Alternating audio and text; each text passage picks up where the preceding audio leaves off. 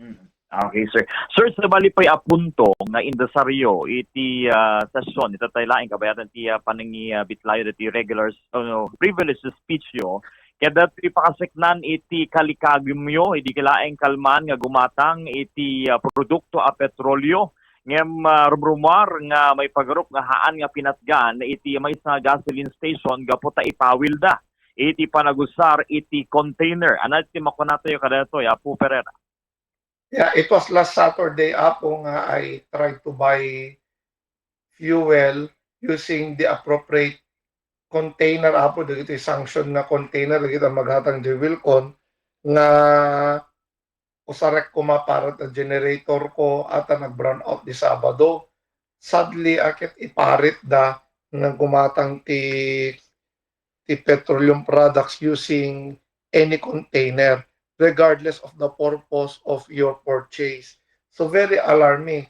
I tried to inquire from the Shell gasoline stations na napanak, iko na daakit at the mandate from DOE.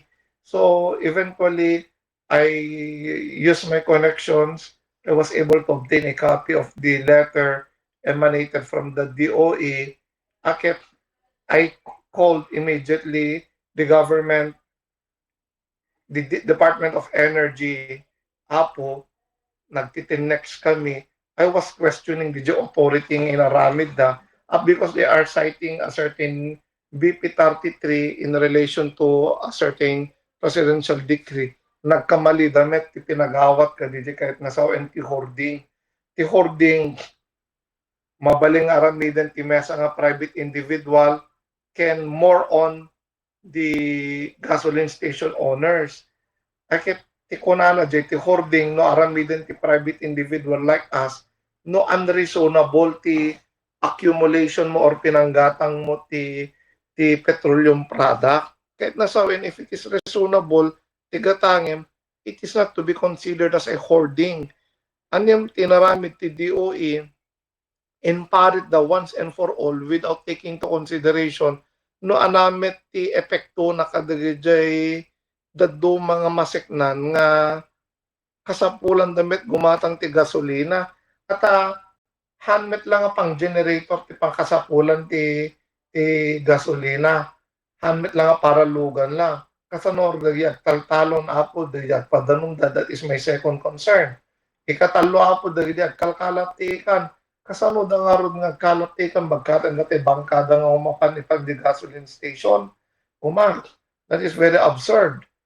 Ikaupat apo DJ usaran ti umili tayo for the construction purposes or other use of the petroleum products apo nga ti dapat container ti pakaikabilan ti fuel sa mai-transfer kada machineries but they did not give any exemption apo they did not regulate it, they actually prohibited it.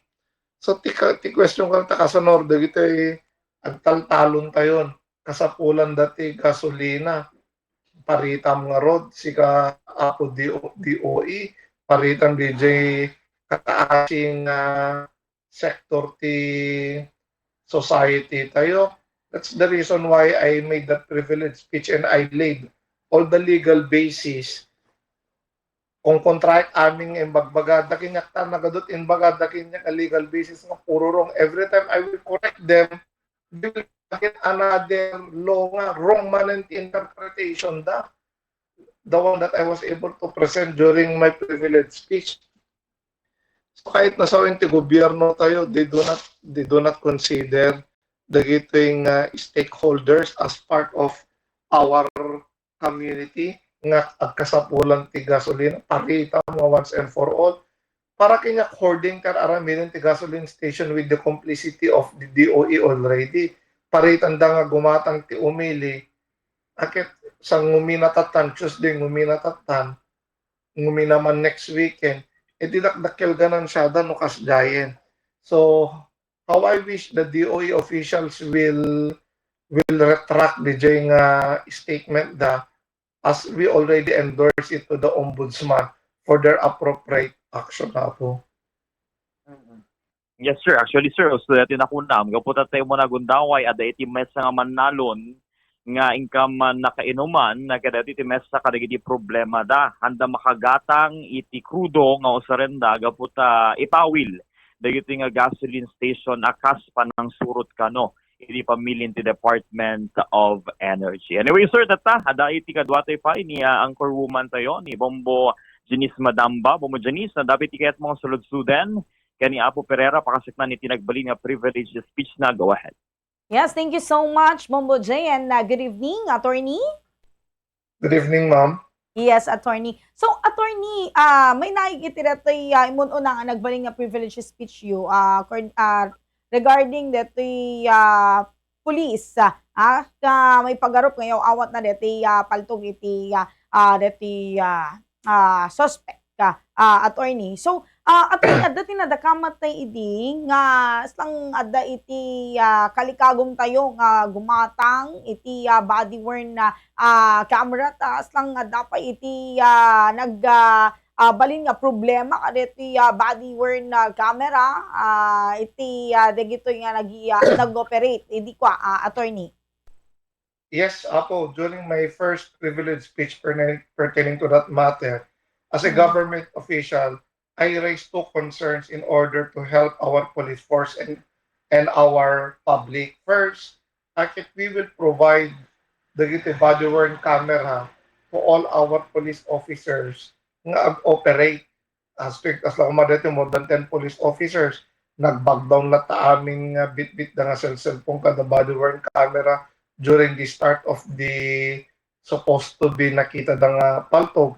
Ikadwa, gaputa dito insidente na pasamak ti peryaan, it is but imperative nga ada CCTV to those strategic areas at atin nakatiliwan ni Mr. Saturnino akit mga around 15 meters from the entrance of Somrekka, 15 meters.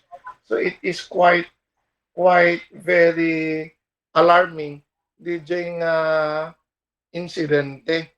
Ije mismo entrance ti carnival, ije da allegedly nga nakita ti mesa nga tao nga ada kano paltog ije waist na, not to mention XXXL ti waistline na hapo. Okay, so ano ti LGU iti gumatang na karetoy attorney na kasta tayon na idasar tayon wano na nakapagtutulag kayo kadin iti biyang iti legislative tapno no mapunduan detoy then da iti maibaay ken iti biyang ti Philippine National Police or na kwatay kadin na ibagatay kadin iti biyang ti PNP nga da kasi plano tayo attorney.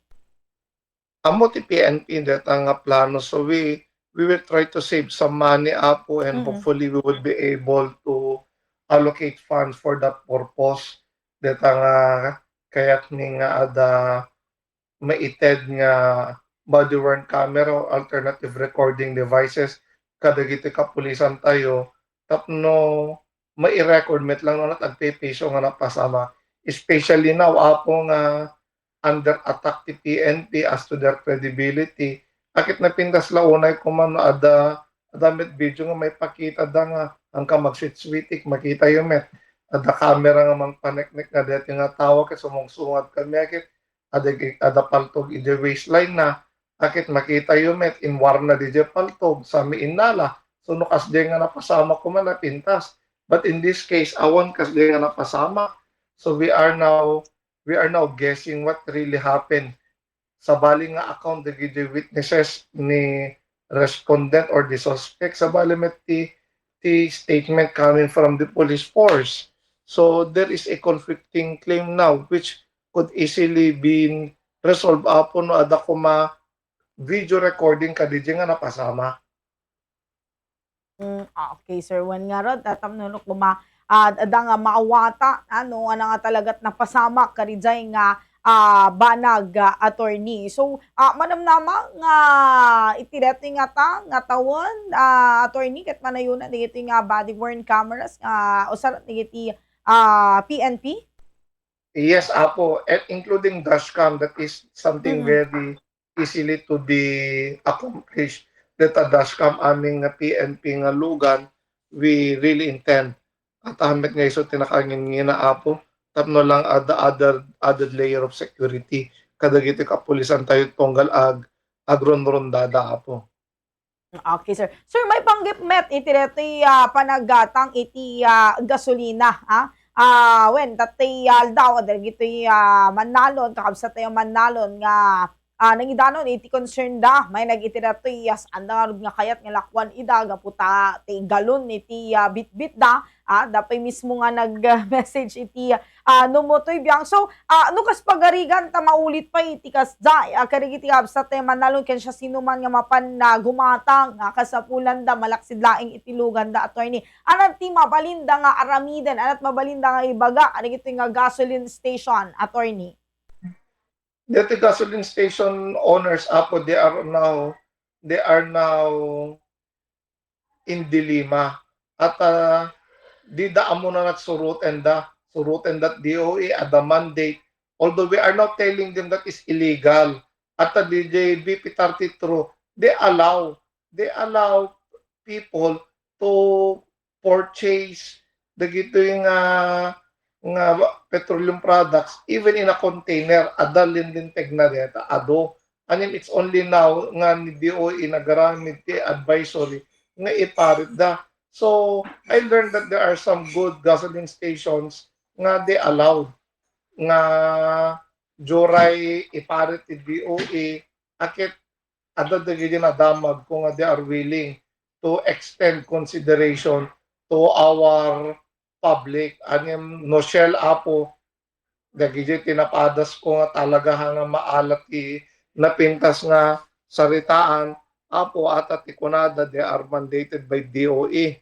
But I received some information ada considerate met nga other gasoline stations apo.